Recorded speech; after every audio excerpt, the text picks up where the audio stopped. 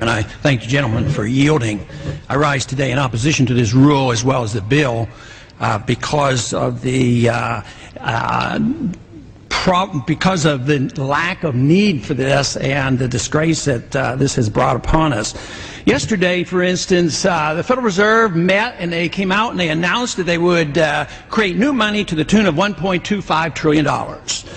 The dollar promptly went down 3%, and today it went down another 1.5%. And today we're going to come and on emergency legislation we're going to deal with $165 million of bonuses, which obviously shouldn't have never been given. But who's responsible for this? It's the Congress and the President who signed this. So this is a distraction. This is an outrage. So everybody can go home that voted for this bill and say, look, I am clamping down on this $165 million, but I don't care about the previous $5 trillion the Fed created and the $1.25 they created yesterday. Think of the loss in purchasing power in less than 24 hours. And we think that we can solve this problem. We first appropriate unconstitutionally $350 billion. We give it to the Treasury. We have no strings attached.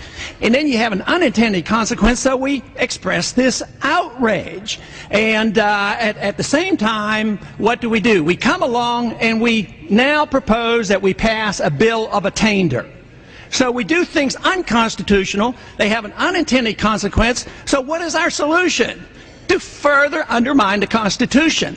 The line should be drawn in the sand. Let's quit appropriating funds in an unconstitutional manner. Let's quit bankrupting this country. Let's quit destroying our dollar. If you really want to do something, you ought to consider H.R. 1207, which would monitor and make the Fed answer questions. I understand the Fed and the Treasury were involved in a lot of these antics, and yet we're not even, the Fed is not even required to answer any questions.